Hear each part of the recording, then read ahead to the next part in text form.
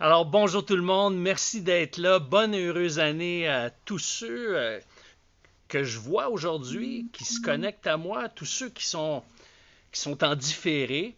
Il y a peut-être certains d'entre vous que je vous ai souhaité la bonne année, mais à tous ceux que j'ai pas eu l'occasion de vous souhaiter la bonne année, eh bien, bonne année à vous tous, parce qu'on recommence les matins d'Éric. Et là, on débute avec le creux de vague. Et oui, le creux de vague, c'est quoi ça? Eh bien, je vais vous l'expliquer dans quelques instants. Cette capsule-là, ce matin, et les prochaines capsules vont s'adresser davantage aux hommes. Pourquoi? Parce que la question que je veux répondre aujourd'hui, c'est pourquoi ai-je peur de ma femme lorsqu'elle est dans un creux de vague? Eh bien, tout d'abord, un creux de vague, c'est lorsqu'une femme se sent plus vulnérable. Alors, tu vas l'avoir deviné, lorsqu'elle est dans un haut de vague, elle est heureuse, elle est rayonnante, elle est aimante. En fait, elle est à son meilleur. Hein, nous autres, les hommes, on est-tu attirés par les femmes quand ils sont dans leur haute vague? Ils ont les yeux pétillants, sont souriantes, sont toutes belles, sont chaleureuses, sont attentives. Ça nous rend heureux. Pourquoi? Parce que ce qui rend un homme heureux, c'est de voir sa femme heureuse. Parce que, justement, il y a quelque chose de très important là-dedans qu'il faut comprendre. Qu'est-ce qui fait qu'on a de la difficulté avec les creux de vague de nos femmes? Lorsque nos femmes se sentent vulnérables, lorsqu'on a l'impression que je peux rien faire, je peux rien dire, je peux pas corriger la situation, elle est dans un état qui me dépasse. Eh bien, c'est parce que, justement, lorsqu'on voit notre conjointe, notre femme, notre partenaire heureuse, eh bien, on s'attribue le crédit, nous les hommes. Hey, c'est parce qu'elle est avec moi. Hey, j'ai le tour, je la rends heureuse. Hey, je suis donc fier de moi, je suis donc content. Mais ça, c'est quand elle est dans un haut de vague. Mais quand elle est dans un creux de vague, qu'est-ce qui arrive? Si je me suis accordé le crédit de son haut de vague, mais je me sens responsable de son creux de vague. Et c'est là que je me sens responsable, mais je me sens inadéquat, incompétent, dépassé. Et moi, je veux corriger la situation parce que je veux la retrouver comme elle était, puis parce que je me sens mal de la voir, je me sens responsable de voir qu'elle se sent comme ça. Et il n'y a rien de pire pour un homme que de ressentir cette incompétence, de ne pas être capable de corriger la situation. C'est pour ça qu'on veut donner des solutions, parce qu'on veut corriger la situation. Notre malaise nous pousse à vouloir, je sais qu'il y a des dames qui n'aiment pas cette expression-là, mais là je parle à des hommes. C'est comme si on veut réparer notre femme, parce qu'elle est dans un état émotionnel qui, euh, qui nous rend inconfortables. Salutations à ceux qui se sont joints ici. Merci, merci d'être là. C'est bien le fun. Merci de revenir. J'apprécie énormément. Alors, notre malaise nous pousse à vouloir la réparer. On veut la sortir de son état émotionnel parce que son état émotionnel nous dérange. Alors, mais ce qui arrive, ce qu'il faut comprendre, messieurs, c'est qu'une femme qui a refoulé ses sentiments dans le haut de la vague, quand elle va être dans le haut de la vague, elle sent bien, elle refoule ses sentiments, ben, le poids de ce refoulement-là va se faire ressentir tôt ou tard. Alors, dans un creux de vague, il y a inévitablement des émotions qui vont ressentir, spécialement les émotions qui auront été refoulées. Alors, c'est là qu'elle a le plus besoin de vous, mais c'est là qu'on se sent, et vous vous sentez, et je me sens impuissant. Dans un creux de vague, ce sentiment-là d'impuissance, il est là.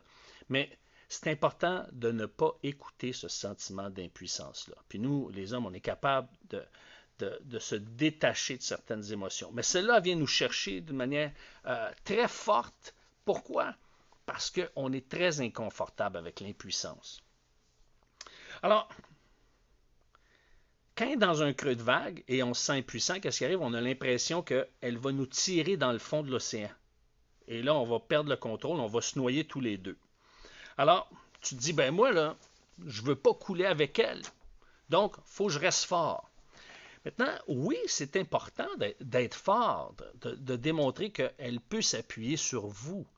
Mais ça ne veut pas dire d'être déconnecté de vos émotions. Au contraire, elle recherche une connexion. Elle recherche à ce que vous connectiez avec son émotion. Et c'est ça qui peut nous déranger à un moment donné.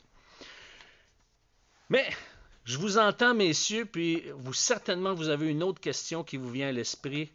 Comment on fait pour sortir de ce malaise-là? Et en même temps, sortir de ce malaise-là qui m'habite quand elle est dans son creux de vague, puis la retrouver rayonnante, joviale, vivante, chaleureuse. Eh bien, moi, ce que je te conseille, c'est, pour que tu te sortes de ce malaise-là, c'est sers-toi de ce malaise-là pour comprendre son émotion. OK, il y a un malaise, il vient de quelle émotion? Est-ce qu'elle est en colère? Est-ce qu'elle est en tristesse? Est-ce qu'elle est déçue? Est-ce qu'elle a peur? Est-ce qu'elle vit de la culpabilité? Est-ce qu'elle se sent trahie, rejetée, abandonnée, humiliée, traitée injustement? Alors, ça, ce sont des indicateurs, des indices pour te positionner. Oh, c'est ça qu'elle ressent.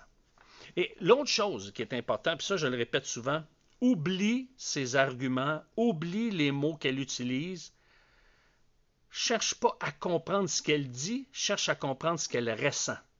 Ça, c'est important. Cherche pas à comprendre ce qu'elle dit, cherche à comprendre ce qu'elle ressent. Laisse-la parler, l'arrête pas, tu ne l'arrêtes pas. Si, par exemple, elle prend une petite pause puis elle repart, interromps-la pas. Ça, c'est important. Sers-toi de ce temps-là pour écouter, pour observer, pour faire des liens. Puis à la fin, si elle te dit « Qu'est-ce que tu en penses » ou « Est-ce que tu me comprends ?» Là, pose-lui une question. Juste pour valider si tu as bien identifié son émotion. Par exemple, elle a vécu un conflit au travail avec une collègue. Et là vous lui dites « Mais est-ce que tu as beaucoup de colère contre elle? Ou est-ce que tu as de la colère contre elle? » Alors peut-être qu'elle va dire « Ah, non, c'est pas ça. » Là, je vous dis les gars, qu'est-ce qui arrive là si elle dit « Non, c'est pas tout à fait ça ou c'est pas ça », on se disqualifie. Là, on se dit « On l'a pas l'affaire. » Non, on l'aide à nuancer, à aller chercher plus profondément. On l'aide, même si elle ne dit non, ne le prenez pas personnel. Elle n'est pas en train de dire, tu ne l'as pas l'affaire. Elle dit, non, c'est pas tout à fait ça. Dans ce que je t'ai dit, si c'est ça que tu comprends, il faut que j'aille creuser plus loin pour mieux communiquer ce que je ressens. Elle cherche elle-même la connexion à identifier où est-ce qui est son ressenti. Vous l'aidez à ce moment-là. Donc, ne vous laissez pas impressionner par un non. C'est important. Et là, à ce moment-là, elle va amener des précisions. Et elle va trouver la nuance. Et c'est ça qui est important. Par exemple, si vous lui posez cette question-là, est-ce que ça se peut parce que tu es en colère? Puis elle va dire non, dans le fond, je suis déçu. Alors, si elle nomme une nouvelle émotion, un nouveau mot qui est attaché à une émotion, bien là, laissez-la continuer. Et si elle n'a rien à dire, puis qu'elle arrête, puis vraiment il y a un silence, vous la regardez dans les yeux, bien, vous lui prenez les mains et vous dites « Ah, je comprends que tu es déçu. Avec tout ce que tu m'as expliqué, là, ouf, ça ne doit pas être facile. C'est normal. » Elle a besoin d'être validée, que son émotion, ce qu'elle vit. Parce que qu'elle soit responsable, qu'elle ne soit pas responsable, le point n'est pas là. C'est qu'elle vit une émotion, puis elle veut tout simplement elle veut pas que vous fassiez le procès de la situation. Mais est-ce que c'est normal de vivre cette émotion-là dans cette situation-là? Et c'est normal, parce que c'est ce qu'elle vit. C'est la réalité. Donc, c'est ça qu'elle a besoin. Alors, si elle suggère une solution, parce que vous n'allez pas lui suggérer, ben tu devrais faire ça, tu devrais aller voir ton patron.